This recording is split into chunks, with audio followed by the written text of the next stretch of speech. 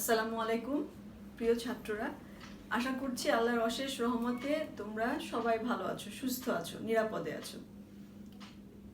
একটা লম্বা ছুটি চলে গেল, আমাদের পূজার ছুটি। নিশ্চয়ই ছুটিটি ভালো মতো উপভোগ করতে পেরেছো। আজকে আমার ক্লাস হলো বিবিএ সেকেন্ড ইয়ারের সাথে ট্যাক্সেশন থিওরি অ্যান্ড প্র্যাকটিস।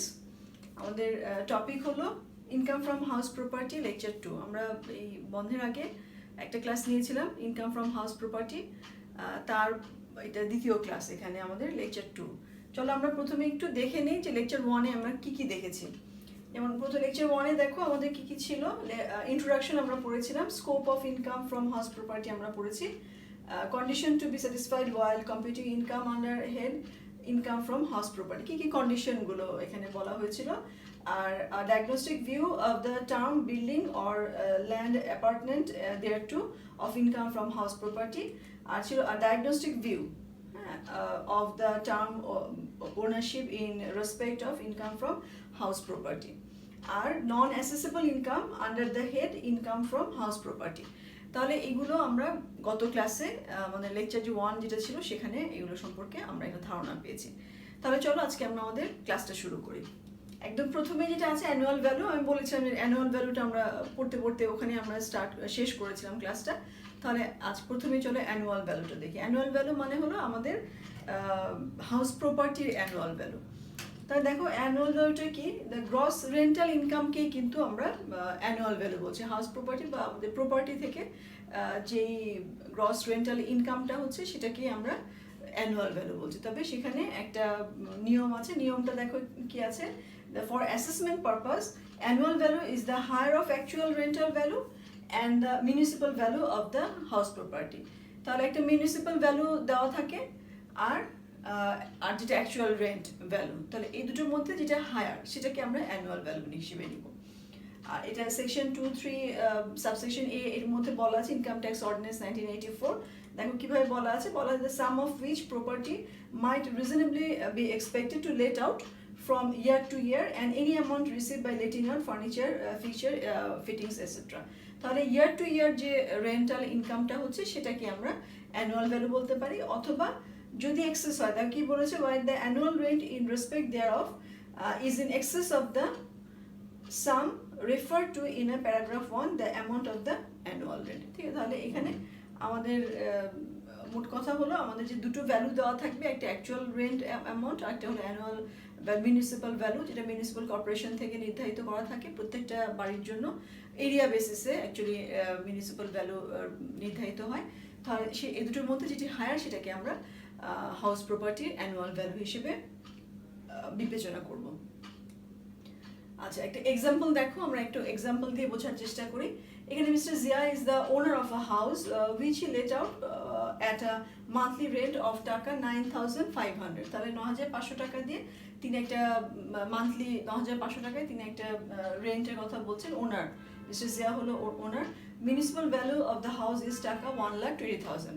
তাহলে মিউনিসিপ্যাল ভ্যালুটা অ্যানুয়ালি দেওয়া থাকে আর আমরা মান্থলি হিসেবে তো রেন্টের এটা পাচ্ছি। তাহলে দেখো annual value of the house কি হবে, আমাদের অ্যাকচুয়াল রেন্টাল ভ্যালু হলো 9,500 ইন্টু 12।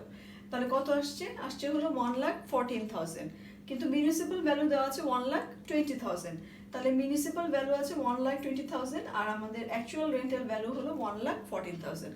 বলা ছিল হুইচ এভার ইজ হায়ার, যেটা হায়ার সেটাকে আমরা হায়ার ওয়ানকে আমরা নিব। তাহলে হায়ার ওয়ান কোনটা, হায়ার ওয়ান হলো নিঃসন্দেহে 1,20,000। তাহলে মিউনিসিপ্যাল ভ্যালুই হলো এখানে অ্যানুয়াল ভ্যালু। তাহলে অ্যানুয়াল ভ্যালু টাকা 1,20,000। আচ্ছা, তাহলে এরপরে আসো আমাদের actual rental value may not always be equal to the rental amount received by SSC from the house property. After it will depend on the following two situation. ঠিক আছে, আমরা এই যে রেন্টাল অ্যামাউন্টের কথা কাউন্ট করছি, এটা সবসময় এমন না যে অ্যামাউন্টটা রিসিভ হচ্ছে, হ্যাঁ অ্যাকচুয়াল রেন্টাল ভ্যালু, অ্যাকচুয়াল যে রেন্টাল ভ্যালুটা এটা যা সে রিসিভ করছে সেটাই যে সবসময় অ্যাকচুয়াল অ্যামাউন্ট হবে সেরকম না। দুটো সিচুয়েশনে এখানে এটাকে এক্সপ্লেন করা হয়েছে। প্রথম সিচুয়েশনে কি বলছে যে if the tenant bears any owner's expense, ওনারের এটা যে এক্সপেন্সটা বেয়ার করার কথা ছিল, বহন করার কথা ছিল, সেটা কে বহন করছে, সেটা টেনেন্ট মানে ভাড়াটিয়া যে তিনি বহন করছেন।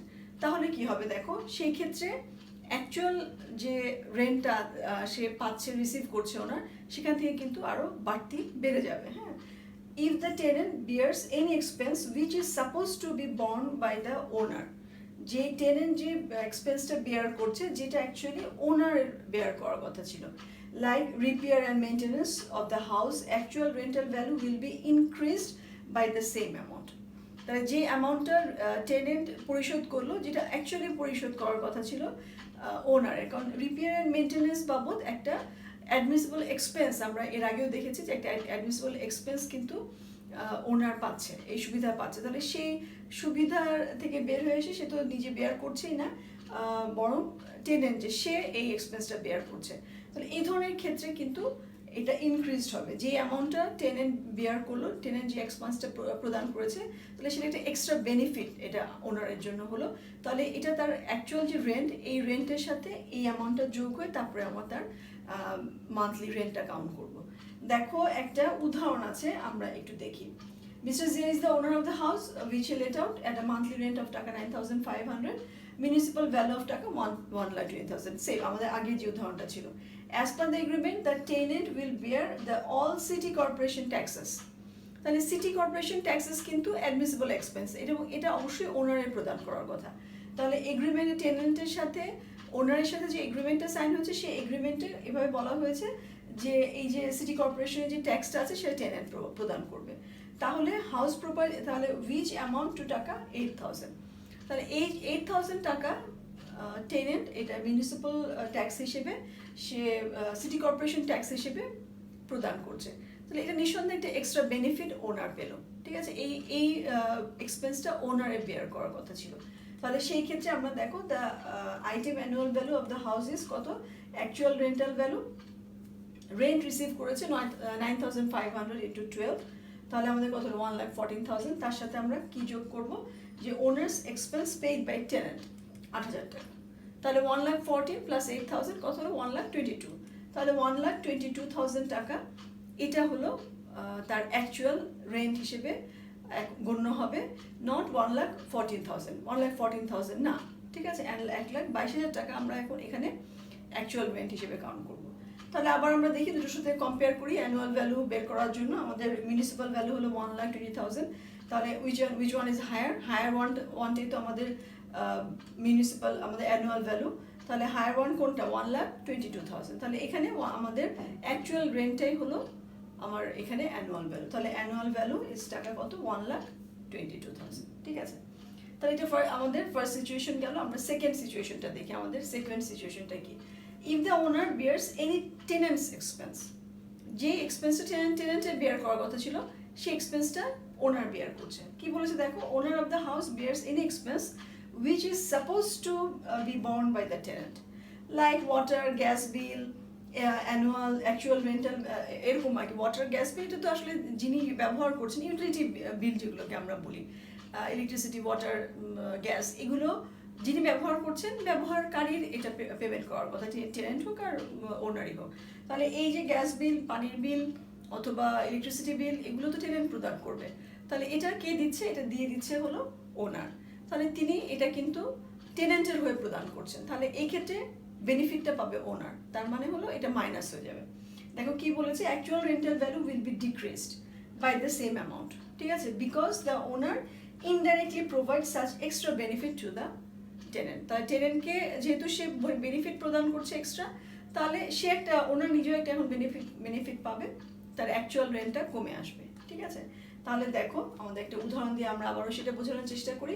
আবারও সে কি কথা, যে আমাদের মিস্টার জিয়ার হাউস প্রপার্টি থেকে রেন্ট হলো 9,500, মিউনিসিপ্যাল ভ্যালু হলো 1,20,000, এবং এখানে বলেছে the owner will pay water and gas bill of the tenant বা টেনেন্টস which amounted to টাকা 10,000 for the year। তাহলে এখানে তার অ্যাকচুয়াল রেন্ট হলো 9,500, কিন্তু সে টেনেন্টের এক্সট্রা সে পেমেন্ট করেছে ওয়াটার অ্যান্ড গ্যাস বিল বাবদ, সেটা হলো 10,000 টাকা। আচ্ছা, তাহলে এখন আমরা দেখি আমাদের অ্যানুয়াল ভ্যালুটা কি হবে। অ্যানুয়াল ভ্যালু আমাদের অ্যাকচুয়াল রেন্ট কত, আমাদের 9,500 ইন্টু 12, তার মানে 1,14,000। সেখান থেকে আমরা বাদ দিয়ে দিব এই 10,000 টাকা। ঠিক আছে, 10,000 টাকা সে টেনেন্টের এক্সপেন্স বিয়ার করেছে, সো এটা মাইনাস। মাইনাস করে আমাদের কত 1,04,000 আসলো। আর আবারও আমরা মিউনিসিপ্যাল ভ্যালুর সাথে এটাকে কম্পেয়ার করবো, তাহলে মিউনিসিপ্যাল ভ্যালু হলো 1,20,000, তাহলে এখানে মিউনিসিপ্যাল ভ্যালুই হলো অ্যানুয়াল ভ্যালু। তাহলে দেখো অ্যানুয়াল হায়ার ওয়ান, আমরা অ্যানুয়াল ভ্যালু হলো 1,20,000।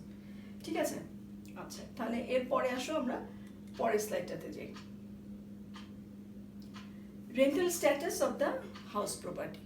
আমাদের রেন্টাল স্ট্যাটাস কীরকম হতে পারে, যেমন আমাদের এখানে বলেছে actual assessment of income for this head is based on the rental status of house property. Rental status house property can be classified as, কি হতে পারে, এটা হতে পারে fully let out house property, ঠিক আছে, আবার হতে পারে পার্টলি লেট আউট, আর এটা হতে পারে যে এটা ওনার নিজেই ব্যবহার করছেন। তাহলে fully let out house property, partly let out house property and fully occupied house property by the owner. তাহলে পুরোটাই যে বিল্ডিংটার কথা বলা হচ্ছে, যে হাউসের কথা বলা হচ্ছে, সেটা পুরোটাই ভাড়াতে দেওয়া, অথবা পার্টলি দেওয়া, অথবা বাড়িটা তিনি নিজেই ব্যবহার করেন, ওনার নিজেই ব্যবহার করেন। তাহলে আমরা একটু অ্যাসেসমেন্ট পারপাস দেখে নিই যে কোনটার জন্য আমরা কিভাবে আমাদের হাউস প্রপার্টি থেকে ইনকামটাকে ক্যালকুলেশন করব।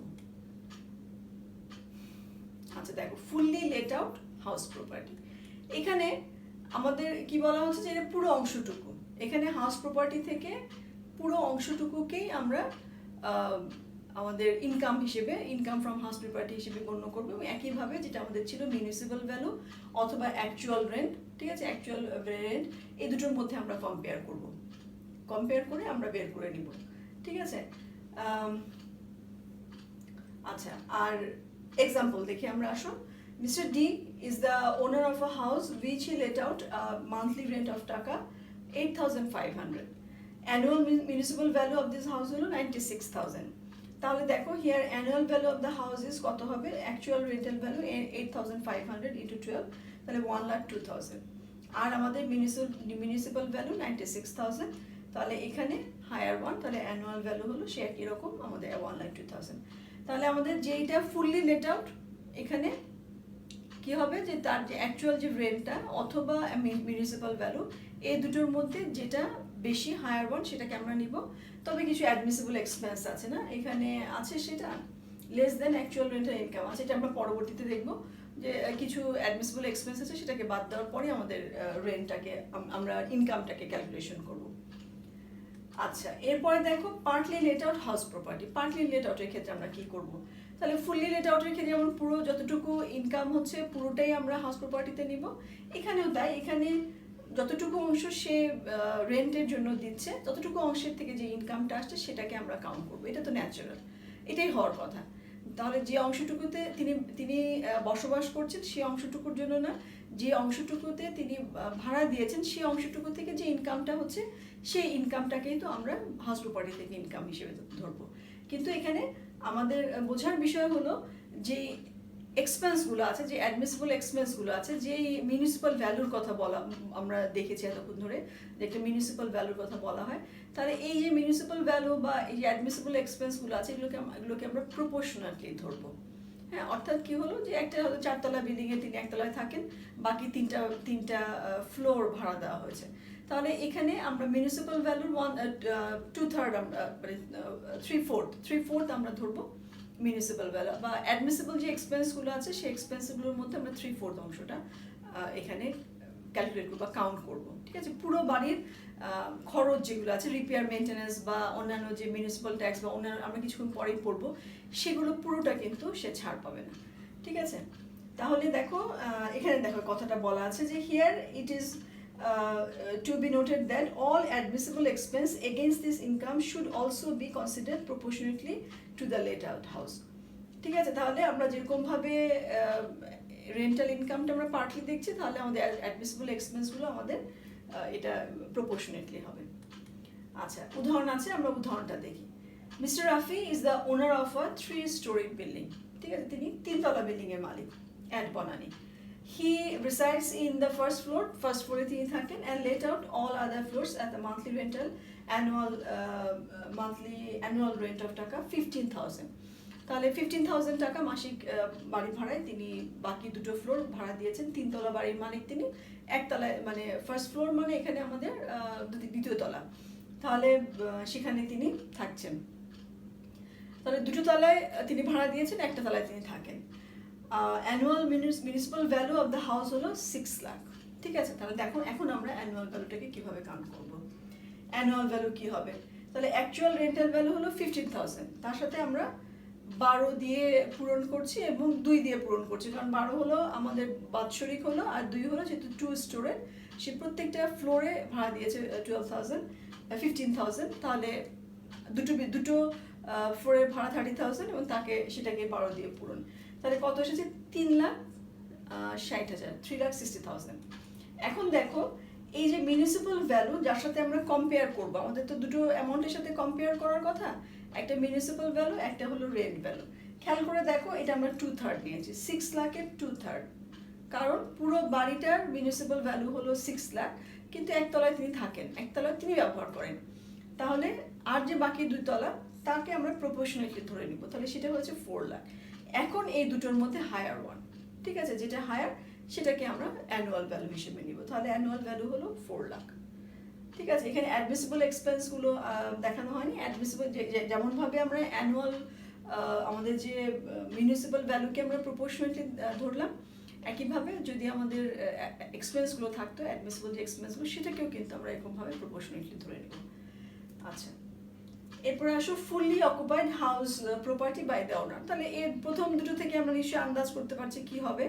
তাহলে কি হবে, যে যদি ফুললি অকুপাইড হয়, সে যদি পুরোটাতে তিনি থাকেন, তাহলে তার জন্য কিন্তু তাকে কোনো ইনকাম ট্যাক্স প্রদান করতে হবে না। ঠিক আছে, দ্য ইনকাম ট্যাক্স অর্ডিন্যান্স কি বলছে, নন অ্যাসেসেবল ইনকাম, এটা নন অ্যাসেসেবল, তিনি নিজে থাকছেন, কোনো ইনকাম তো নাই, ইনকাম না থাকলে আমাদের ইনকাম আর ট্যাক্স কোথা থেকে হবে।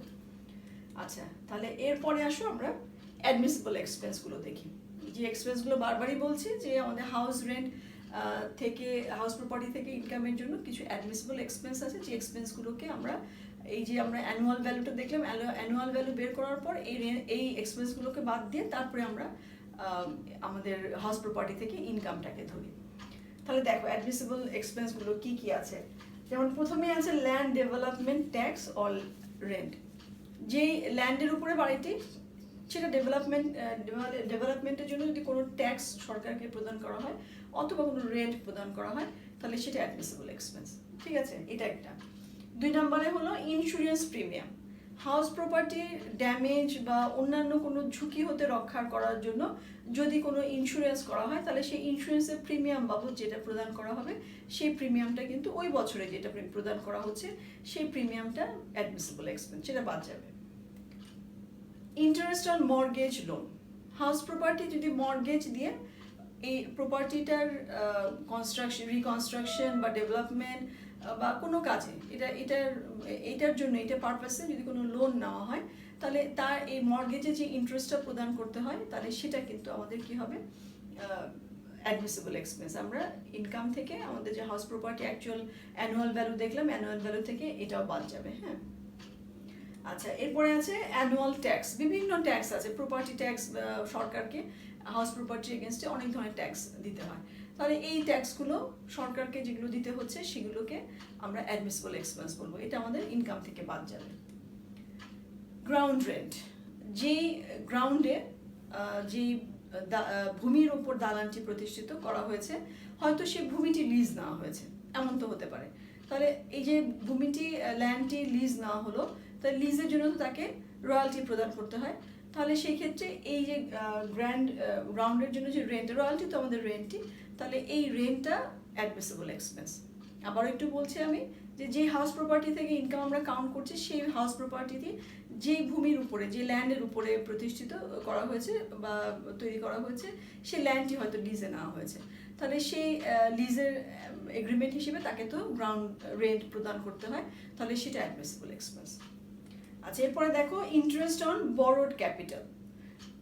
এই যে বাড়িটি তৈরি করার জন্য যেই ইন্টারেস্টটা, যেই ক্যাপিটালটা বড় করা হয়েছে, ধার করা হয়েছে, হ্যাঁ, যে হাউস প্রপার্টিতে আছে সেটা হয়তো কোনো ধরনের রিপেয়ার, মেনটেন্যান্স বা কোনো পারপাসে, রিকনস্ট্রাকশন, কোনো পারপাসে যদি ধার করা হয়, ঋণ করা হয়, তাহলে সেই ঋণের ওপরে যে ইন্টারেস্টটা হবে, সেই ইন্টারেস্টটা কি করতে হবে, সেটা আমাদের অ্যাডমিসিবল এক্সপেন্স। তবে একটা কথা আছে, এই বরোড ক্যাপিটাল কিন্তু কোনো ব্যাংক বা ফিনান্সিয়াল ইনস্টিটিউশন থেকে হতে হবে। যদি অন্য কোনো তুমি কোনো আত্মীয়র কাছ থেকে ধার নিলে তাহলে কিন্তু হচ্ছে না, এটা ব্যাংক বা কোনো ফিনান্সিয়াল ইনস্টিটিউশন থেকে যদি লোন নেওয়া হয় এবং তার জন্য যে ইন্টারেস্টটা প্রদান করতে হচ্ছে সেটা হলো borrowed capital, interest on borrowed capital. আচ্ছা, interest on borrowing during construction, তুমি ধার নিয়ে হাউস বিল্ডিং এর লোনের কথাই ধর না কেন, লোনটা নেওয়ার পরে তো আমরা বাড়ি করা শুরু করলাম, এখন বাড়ি তো তৈরি হচ্ছে, ইনকাম তো এখনো হয়নি, ইনকাম তো আসবে বাড়িটার কনস্ট্রাকশনের পরে তো ইনকাম আমার জেনারেট হবে, তার আগে তো হচ্ছে না। তাহলে বলছে যে ডিউরিং কনস্ট্রাকশন যদি এমন হয় যে না তোমাকে এই ডিউরিং কনস্ট্রাকশনের মধ্যেই ইন্টারেস্ট প্রদান করতে হচ্ছে, এই ধরনের সাধারণত একটা সময় পর্যন্ত বলা হয় যে এই সময় পর্যন্ত দিতে হবে না, কিন্তু যদি বাই ইন কেস যদি দিতে হয় ডিউরিং কনস্ট্রাকশন, যদি কোনো ইন্টারেস্ট প্রদান করতে হয় এই বরোইং ক্যাপিটালের উপরে, সেক্ষেত্রে কি হবে, যখন হাউস প্রপার্টিটা কনস্ট্রাকশন শেষ হবে, যখন এটা ইনকাম করা শুরু করলো, মানে তুমি ভাড়া দিয়েছো, ইনকাম আসছে, তখন এই যে ইন্টারেস্টগুলো আগে প্রদান করা হয়েছে ডিউরিং দ্য কনস্ট্রাকশন, এই ইন্টারেস্টগুলো তখন অ্যাডমিসিবল এক্সপেন্স হিসেবে কাউন্ট হতে হবে। এবং আরেকটা অপশন হলো যে এই এক্সপেন্সটাকে তিনটা ইকুয়াল প্রপোর্শনে ভাগ করে ঠিক জাস্ট পরপর 3 বছরে এটা অ্যাডজাস্ট করা যাবে, ঠিক আছে। আবার একটু বলছি যে আমাদের ডিউরিং কনস্ট্রাকশন যদি হয়, ডিউরিং কনস্ট্রাকশনে যেই অ্যামাউন্টটা ঋণ করা হয়েছিল, যে ক্যাপিটালটা ঋণ করা হয়েছে তার জন্য ইন্টারেস্ট দিতে হচ্ছে, তাহলে যখন কনস্ট্রাকশনটা শেষ হবে, যখন রেন্টাল ইনকাম আসা শুরু করলো, জেনারেট হওয়া শুরু করলো, আর্ন করা শুরু করলো ওনার, তখন এই যে আগে সে যে ইন্টারেস্টগুলো প্রদান করেছে সেই ইন্টারেস্টের জন্য তিনি সেই সময় এসে এই ইন্টারেস্টগুলোকে অ্যাডমিসিবল এক্সপেন্স হিসেবে অ্যাডজাস্ট করতে পারবেন। এবং আরও সুবিধা হলো যে এই অ্যাডমিসিবল এক্সপেন্সটাকে 3টা প্রপোর্শনে ইকুয়াল প্রপোর্শনে ভাগ করে তিনি ঠিক পরপর 3 বছরের মধ্যে এটাকে ডিস্ট্রিবিউট করে দিতে পারেন। 8 নম্বরে বলেছে ভ্যাকেন্সি অ্যালাউন্স, যদি ভাড়া হচ্ছে না, ভাড়া নাই, হ্যাঁ, তাহলে সেই ক্ষেত্রে যে যতটুকু সময়ের জন্য ভাড়াটা ছিল না, বাড়িটা ফাঁকা ছিল, ততটুকু সময়ের জন্য একটা ভ্যাকেন্সি অ্যালাউন্স সে পাবে, অ্যাডমিসিবল, মানে সেই সময় ইনকাম তো হয়নি, সুতরাং সেই সময় তাকে ইনকামও সেই সময় অ্যাড করতে হচ্ছে না। 9 নম্বরে আছে আনকালেক্টেবল রেন্ট, ভাড়া তুমি যদি ওনার ভাড়া কালেক্ট করতে পারেনি, তাহলে সেখানেও তো এটা অ্যাডমিসিবল এক্সপেন্স হবে। তবে এই ক্ষেত্রে কথা হলো যে এখানে কিছু প্রমাণাদি ব্যাপার আছে, যে ভাড়াটা লিগেলি দেওয়া হয়েছে এটাকে প্রমাণ করতে হবে, তার কাছ থেকে লিগ্যাল ওয়েতে রেন্টটা আদায়ের চেষ্টা করা হয়েছিল, সেটা পারা যায়নি, ঠিক আছে। এরকম যদি হয় সেই ক্ষেত্রে এটা আনকালেক্টেবল রেন্টটা অ্যাডমিসিবল এক্সপেন্স, মানে একেবারে লিগ্যাল ওয়েতে যেভাবে একজন পাওনাদারের কাছ থেকে পাওনা আদায় করা যাবে সেভাবে যদি লিগ্যাল অ্যাকশন নেওয়া হয়, তারপরেও এটা আনকালেক্টেবল থেকে গেছে, তখন এটাকে আমরা অ্যাডমিসিবল এক্সপেন্স হিসেবে কাউন্ট করতে পারবো। 9 নম্বর গেল। আর 10 নম্বরে দেখো আমাদের আছে রিপেয়ার অ্যান্ড মেনটেন্যান্স, ঠিক আছে। 10-এ আমাদের আছে রিপেয়ার অ্যান্ড মেনটেন্যান্স এক্সপেন্ডিচার, আমাদের হাউস প্রপার্টিতে রিপেয়ার অ্যান্ড মেনটেন্যান্স বাবদ যে খরচটা হচ্ছে সেই খরচের জন্য এটা অ্যাডমিসিবল এক্সপেন্স, ঠিক আছে। তাহলে কি বলছে যে collection of repair, collection of rent collection করতে যে খরচ হচ্ছে, বা water storage and electricity, salary of দারোয়ান, security guard, pumpman, liftman and caretaker and all other expenditure related to maintenance, ঠিক আছে। তাহলে এই বাড়ির রিপেয়ার বা মেনটেন্যান্স বাবদ দারোয়ান অথবা guard, security guard, pumpman, liftman, caretaker, এদেরকে যে স্যালারিটা প্রদান করা হচ্ছে, তাহলে সেগুলোকে, বা ইলেকট্রিসিটি স্টোরেজ, এগুলোর জন্য যে রিপেয়ার অ্যান্ড মেনটেন্যান্স হচ্ছে, তাহলে এগুলোর জন্য যে খরচটা হয়েছে সেই খরচটা অ্যাডমিসিবল এক্সপেন্স। তবে সেটা একটা লিমিট আছে, ঠিক আছে, একটা লিমিট বলা আছে, সেই লিমিটটা আমরা দেখবো। দুটো অপশন আছে, একটা হলো রেসিডেন্সের জন্য আর একটা হলো কমার্শিয়ালের জন্য।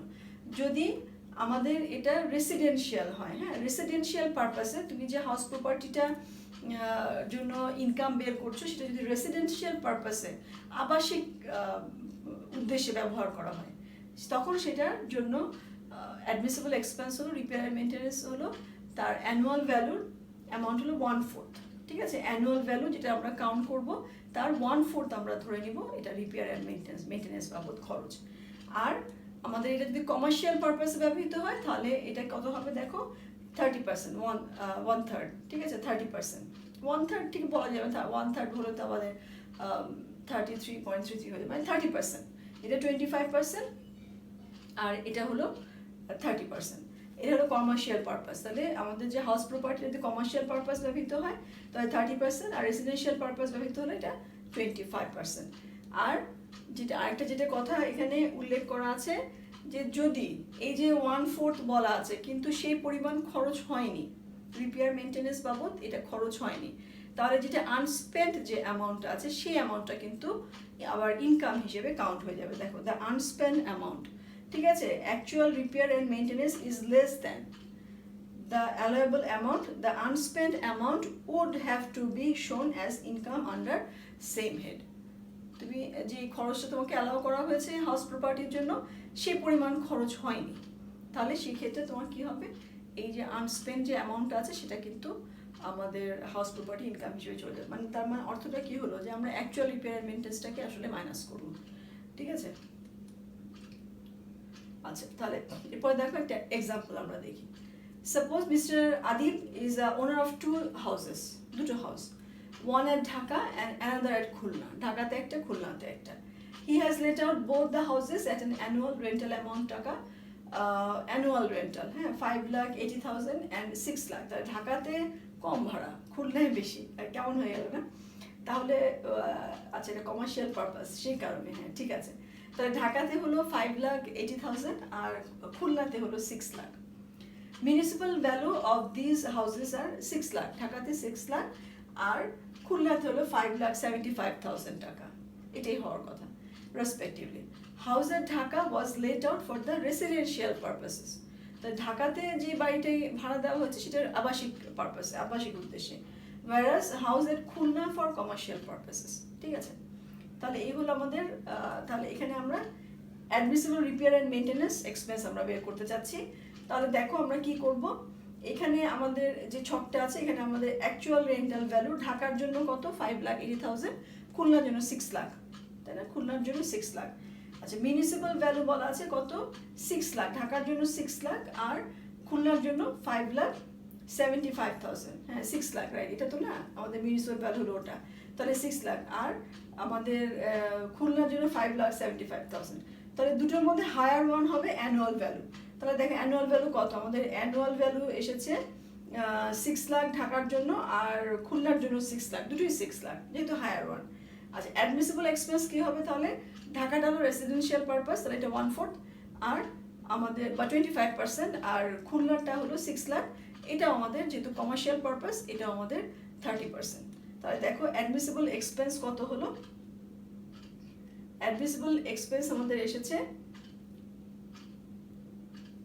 কত আসলো, আমাদের এই যে ঢাকাতে এসেছে হলো 1/4, 25%, 1,50,000 আর খুলনাতে এসেছে আমাদের 30% হারে, মানে 1,80,400, ঠিক আছে। এবার আমরা রিপেয়ার অ্যান্ড মেইনটেনেন্সটা বের করে নিলাম।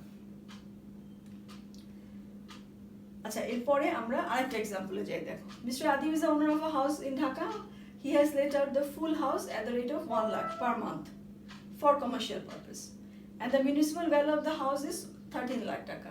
তাহলে 1 লাখ টাকায় তিনি মান্থলি 1 লাখ টাকায় তিনি বাড়িটা ভাড়া দিয়েছেন কমার্শিয়াল পারপাসে, এবারে মিউনিসিপ্যাল ভ্যালু হলো 13 লাখ।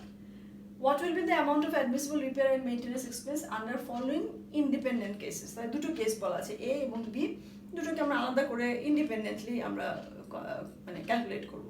দেখো, প্রথমে এতে বলেছে কি actual amount spend as repair and maintenance টাকা 4 লাখ, ঠিক আছে, অ্যাকচুয়াল অ্যামাউন্ট হলো 4 লাখ যদি হয়। আর বিতে বলেছে actual amount spend as repair and maintenance at 3,50,000। তাহলে দুটো ক্ষেত্রে আমার এখানে রিপেয়ার অ্যান্ড মেইনটেনেন্স বাবদ আমার খরচটা কত সেটা আমি দেখি। দেখো এখানে দেখো কি বলেছে যে অ্যানুয়াল ভ্যালুটা কি হবে, অ্যানুয়াল ভ্যালু হলো হায়ার ওয়ান, তাহলে এখানে 1 লাখ ইন্টু 12 তার মানে 12 লাখ হলো তার অ্যাকচুয়াল রেট, আর মিউনিসিপ্যাল ভ্যালু হলো আমার কত 13 লাখ, তাহলে অ্যানুয়াল ভ্যালু 13 লাখ, এটা তো আমরা এতক্ষণে বুঝে ফেলেছি। তারপর দেখো কি বলেছে, since the house has been letter for commercial purpose, তাহলে allowable repair and maintenance expense per section wise অনুযায়ী কত হবে, 30% অফ অ্যানুয়াল ভ্যালু মানে হলো 3,90,000, ঠিক আছে, 3,90,000 হলো তার admissible expense, allowable expense, repair and maintenance বাবদ। কিন্তু দেখো তার অ্যাকচুয়াল যে খরচটা, সেই খরচটা হয়েছে 4 lakh. Actual repair and maintenance বাবদ যে খরচটা, সেটা হয়েছে 4 লাখ। তাহলে কোনটাকে আমরা আসলে অ্যালাউয়েবল এক্সপেন্স ধরবো, কোনটা ধরবো, 3,90,000 নাকি 4 লাখ? অবশ্যই 3,90,000, কারণ এর থেকে বেশি তো সে আর তাকে অ্যালাউ করা হচ্ছে না। তাহলে the amount of admissible expense, repair and maintenance expense, দেখো admissible repair and maintenance expense এতে হলো 3,90,000। এবার আসো বিটা, বিয়ের ক্ষেত্রে কি হবে? অ্যাকচুয়াল অ্যামাউন্ট স্পেন্ড হলো 3,50,000, তার অ্যালাউয়েবল হলো 3,90,000, কিন্তু সে অ্যাকচুয়ালি সে রিপেয়ার অ্যান্ড মেনটেন্যান্স বাবদ তার খরচ হয়েছে 3,50,000। তাহলে আমরা কোনটা নিব? অবশ্যই আমাদের অ্যাকচুয়াল যে এক্সপেন্সটা, ঠিক আছে, অ্যাকচুয়াল যে 3,50,000 যেটা হলো, মানে এটা কম হয়েছে, এর চেয়ে বেশি তার হয়। তাহলে বাকি যে 4 লাখ, এটা কিন্তু তার হাউস প্রপার্টি থেকে ইনকাম হিসেবে অ্যাড হয়ে যাবে। আচ্ছা, তারপরে দেখো আমরা tax deducted at source from house property, এটা আমরা একটু দেখি। ট্যাক্স ডিডাক্টেড, এখানে ট্যাক্স ডিডাক্টেড অ্যাট সোর্সের এটা হলো যে টেনেন্ট, যদি মানে ভাড়াটে যদি গভর্নমেন্ট হয় অথবা অন্য কোনো অথরিটি, যেমন corporation formed under any act, কোনো কর্পোরেশন যদি কোনো অ্যাক্ট বা অর্ডিন্যান্সের আন্ডারে গঠিত কোনো কর্পোরেশন অথবা গভর্নমেন্ট যদি টেনেন্ট হয়, তাহলে সেখানে সে 5% হারে ভাড়া দেওয়ার আগে তিনি 5% হারে টাকা কেটে, ডিডাক্টেড অ্যাট সোর্স, টিডিএস, হ্যাঁ, ট্যাক্স ডিডাক্টেড অ্যাট সোর্স। তাহলে টেনেন্ট কি করবে? ওনারকে ভাড়া প্রদান করার আগে 5% হারে সে ট্যাক্স ডিডাক্টেড করে রাখবে। তবে শর্ত এটাই যে যদি এমন হয় যে ওনার এই লায়াবল না, তিনি ট্যাক্স পেমেন্ট করার ব্যাপারে তার সে কোনো কারণে ছাড় পেয়েছেন বা তিনি ট্যাক্সের আওতার মধ্যে আসেননি, তাহলে সেটাকে যেই ট্যাক্সের ডিডাক্টেড সোর্স হলো, সেটা সে রিফান্ড পাবে। এবং এমন যদি হয় যে না, যতটুকু ট্যাক্স ডিডাক্টেড সোর্স হয়েছে তার থেকে একটু কম তার ট্যাক্স হবে, তাহলে বাকি অ্যামাউন্টও তার রিফান্ড করতে হবে, ঠিক আছে।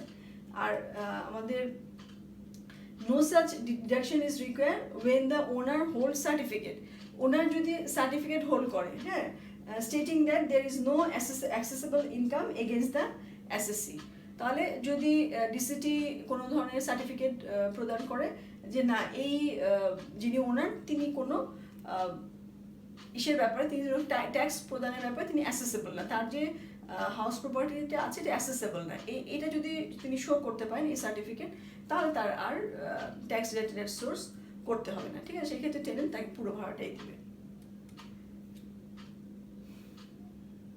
আচ্ছা, competition of TDS from house property, এই টিডিএসটা কীভাবে কম্পিট হয়, মানে আমাদের গ্রসিং আপের মতো আর কি, সেটা আমরা একটু দেখে নিই।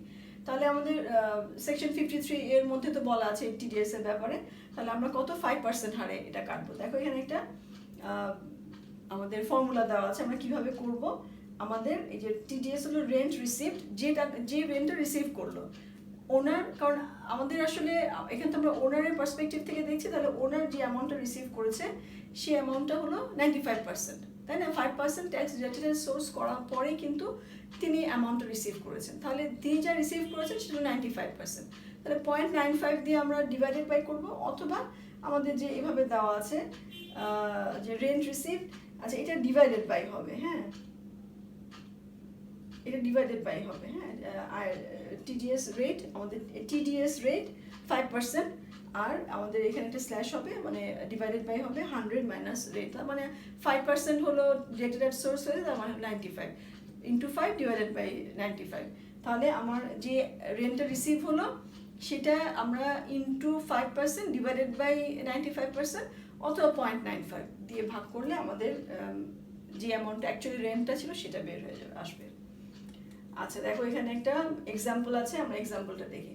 Mr. Zia is the owner of a house which let out at a gross monthly rent of টাকা 25,000 to a government authority. এখানে তো আসলে গ্রস অ্যামাউন্টটা বলা আছে, সব জায়গায় বলা থাকবে না, সেই জন্য আমাদের এই কম্পিটিশনটা জানাটা প্রয়োজন। The government authority deduct tax at sources at a prescribed rate 5% before paying the rent to him, and municipal value of the house হলো 2,90,000। তাহলে আসো আমরা দেখি আমাদের কি হবে। The annual value of the house will be calculated as follows. Actual rental value হলো কত, rent received কত, আমাদের এখানে বলেছে 5%, ঠিক আছে, 5,000-এর উপর 5% ডিডাক্টেড অ্যাট সোর্স হয়েছে। তাহলে রেন্ট রিসিভ কত হয়েছে? রেন্ট রিসিভ হলো 23,750, মানে এই যে 5% ডিডাক্ট করার পরে, 5% ডিডাক্টেড অ্যাট সোর্স, যে ট্যাক্স আছে ট্যাক্স ডিডাক্ট করার পরে তিনি রেন্ট পেয়েছেন 23,750। তাহলে এটা ইন্টু 12, তার মানে কত হলো? 2,85,000। এটা হলো তার অ্যাকচুয়াল রেন্ট।